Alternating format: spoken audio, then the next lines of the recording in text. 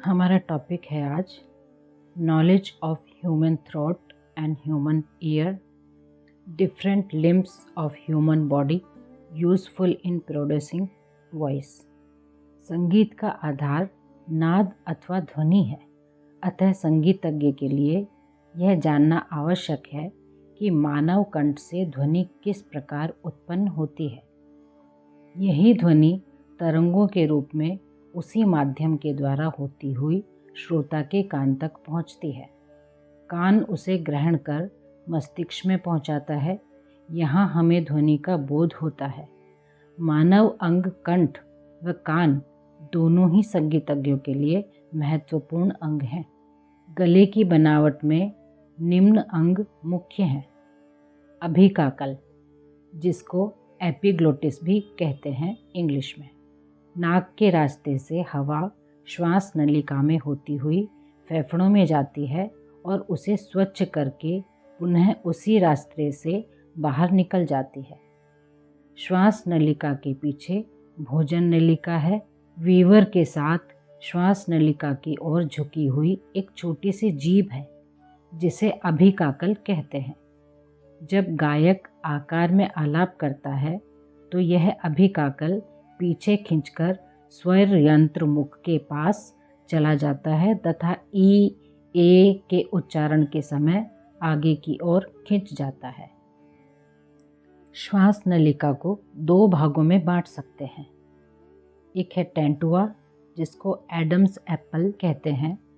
दूसरा है श्वास नल, जिसको ट्रैकिया कहते हैं। टेंटुआ के ऊपर अभिकाकल के कुछ नीचे ये स्वर यंत्र यानी लैरिंक्स होता है। स्वर यंत्र से ही ध्वनि की उत्पत्ति होती है। इसका प्रसार लगभग 1.25 इंच होता है। स्वर यंत्र में रेशे वाली मांसपेशियां और 9 कार्टिलेज होते हैं, यानी कोमल अस्थियां होती हैं। इनमें 6 मुख्य होती हैं। इनका कार्य लैरिंक्स के आकार को त्रिकोण बनाए रखना है। मुख्य कार्टिलेज निम्न है। थायराइड, ये 2 होती हैं और आपस में मिलकर एडम्स एप्पल बनाती हैं। ये कार्टिलेज सबसे बड़ी होती हैं। इनका आकार ढाल या शील्ड के समान होता है। दूसरी है एरिटेनॉइड, ये भी 2 प्रकार की होती हैं तथा थायराइड कार्टिलेज के अंदर पिरामिड के आकार की होती हैं। इनमें से 2 वोकल कॉर्ड्स निकलते हैं। ये ऊपर की ओर क्रिकॉइड में एक पतली झिल्ली द्वारा जुड़ी रहती हैं। तीसरा है क्रिकॉइड। इसका आकार अंगूठी के समान होता है। इसका ऊपरी भाग चौड़ा और निचला भाग सिकुड़ा हुआ होता है। इन्हें स्वर तंत्रियां या वोकल कॉर्ड्स कहते हैं। इनका रंग महिलाओं में सफ़ेद व पुरुषों में पीला होता है। दोनों वोकल कॉर्ड्स के मध्य में द्रव पदार्थ होता है जो इन्हें नम बनाए रखता है। इसके न होने से वोकल कॉर्ड्स खुश्क हो जाते हैं। जब फेफड़ों से हवा इन स्वर तंत्रियों में होकर निकलती है तो कंपन होता है, जिससे ध्वनि की उत्पत्ति होती है। जब हम बोलते हैं तो उस स्थिति में स्वर तंत्रियां बिल्कुल पास आ जाती हैं और श्वास नलिका को बंद कर देती हैं। इससे अंदर की हवा के दबाव से स्वर तंत्रियों में कंपन होता है, जिससे ध्वनि की उत्पत्ति होती है। ध्वनि की तारता स्वर तंत्रियों की लंबाई पर निर्भर करती है। पुरुषों में स्वर तंत्रियों की लंबाई अधिक होती है, अतः स्त्रियों में स्वाभाविक स्वर नीचा होता है। स्त्री के स्वर यंत्र की अपेक्षा एक नवजात शिशु का स्वर यंत्र 1/3 और छोटा होता है। उसकी स्वर तंत्रियां और भी छोटी होती हैं और आवाज़ ऊंची हो जाती है। जब स्वर तंत्रियां ढीली होती हैं तो सामान्यतः पुरुषों में उसकी लंबाई 1.25 इंच होती है और स्त्रियों में ½ इंच होती है।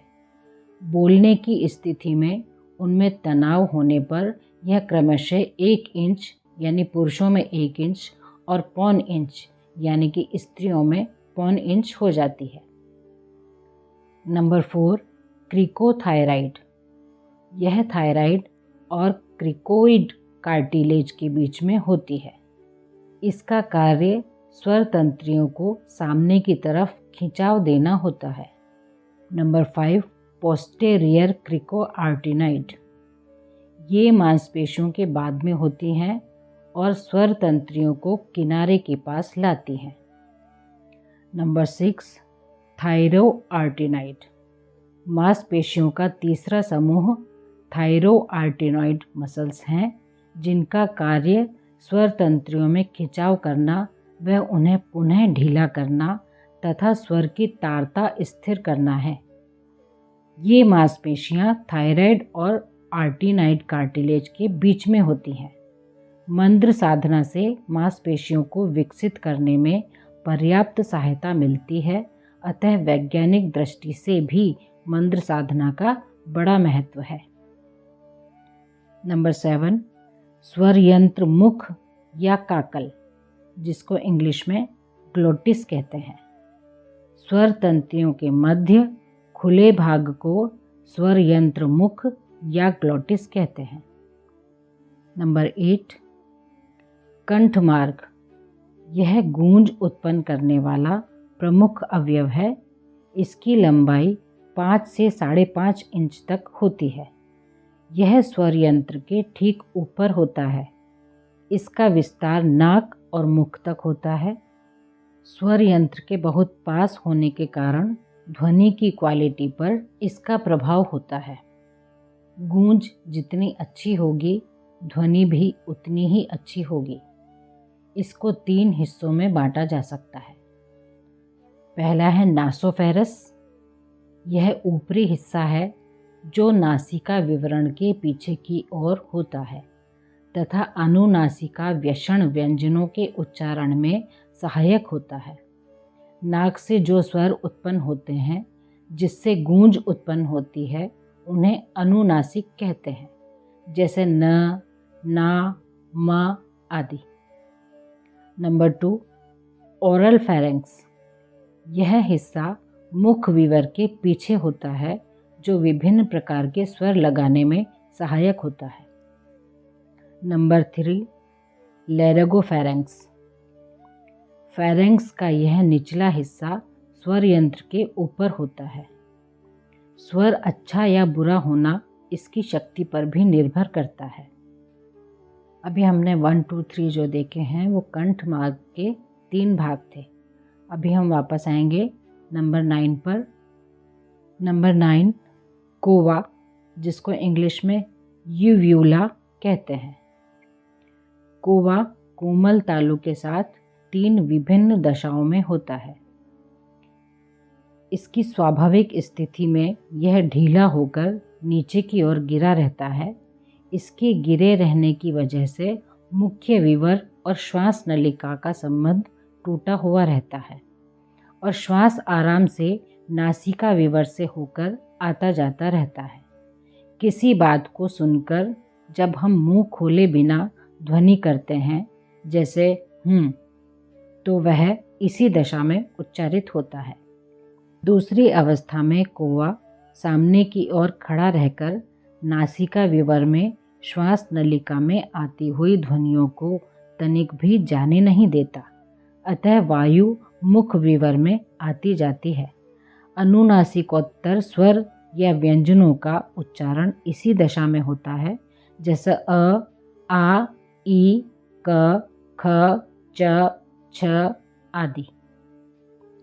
तीसरी अवस्था उस समय की है जब कोवा न तो ऊपर की ओर नासिका विवर को रोकता है और न नीचे गिरकर मुख विवर को। वह मध्य में रहता है, अतः श्वास नलिका का मुख दोनों में होकर निकलता है। अनुनासिक स्वरों का उच्चारण इसी स्थिति में होता है, जैसे ठ, न, म वगैरह। टॉन्सिल गल ग्रंथियाँ। तालू में लगा टॉन्सिल्स का जोड़ा आसानी से देखा जा सकता है। इनका एक जोड़ा पीछे की ओर भी होता है जो ध्वनि उत्पन्न करने में सहयोग देता है। टॉन्सिल्स का आकार मटर के दानों जैसा होता है तथा ये स्वर यंत्र की विभिन्न संक्रामक रोगों से रक्षा करते हैं। कोवे के एक ओर नासिका विवर और दूसरी ओर मुख विवर है। नासिका विवर में और कोई भी ऐसा अंग नहीं है जिसमें ध्वनि उत्पादन में सहायता मिले। मुख विवर में ऊपर की ओर तालु है जिसके कंठ स्थान और दांतों के बीच क्रमशः 4 अंग होते हैं। पहला है कोमल तालु, दूसरा है मूर्धा, तीसरा है कठोर तालु और चौथा है बटर्स।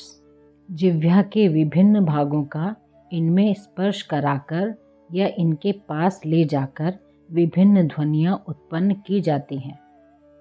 कोमल तालु और कठोर तालु एक प्रकार से साउंडिंग बोर्ड्स का कार्य करते हैं। इनमें भी कंपन होता है। जीभ उच्चारण अंगों में सबसे प्रमुख है। प्रायः सभी भाषाओं की अधिकांश ध्वनियाँ जीभ की सहायता से बोली जाती हैं।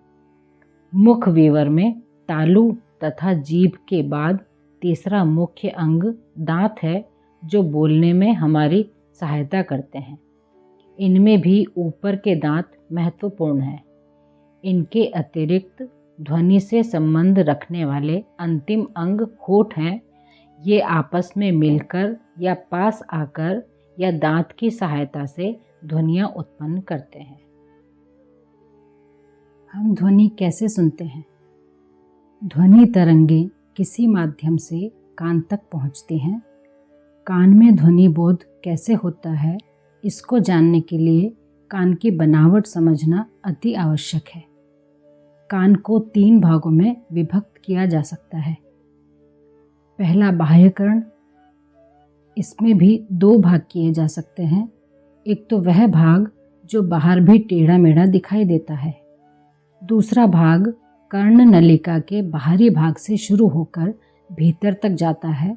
इसकी लंबाई लगभग 1 इंच होती है। नलिका की भीतरी छिद्र पर एक झिल्ली होती है जिसे कान का पर्दा कहते हैं, जो बाह्य कर्ण को मध्य कर्ण में जोड़ती है। यहीं से सुनने की जटिल क्रिया प्रारंभ होती है। दूसरा मध्यमवर्ती कर्ण, यह एक छोटी सी कोठरी के समान है जिसमें 3 छोटी छोटी हड्डियां एनाविल, हैमर और स्टिरप, इन तीनों हड्डियों का कार्य पर्दे को समीप करना और स्टिरप बोन के साथ जुड़ी अंडाकार खिड़की के रास्ते आवाज़ को 22 गुना बढ़ाकर भीतरी कान तक भेजना है। तीसरा है अभ्यंतर कर्ण या इनर ईयर। इसमें शंख के समान का अस्थि समूह होता है। इसके खोखले भाग में इसी आकार की झिल्ली होती है। उन दोनों के मध्य में पानी जैसा पदार्थ भरा रहता है। इस भाग के भीतरी सिरे की झिल्ली से श्रावणी सिरा के तंतु आरंभ होते हैं जो मस्तिष्क से संबंध रखते हैं। ध्वनि तरंगे बाह्य कर्ण के भीतरी पर्दे पर कंपन उत्पन्न करती हैं, जिसका प्रभाव मध्यवर्ती कर्ण की अस्थियों के द्वारा भीतरी कर्ण में द्रव पदार्थ पर पड़ता है और उसमें भी तरंगे उठती हैं, जिसकी सूचना श्रावणी सिरा के तंतुओं द्वारा मस्तिष्क में जाती है और मस्तिष्क उन ध्वनि का बोध कराता है।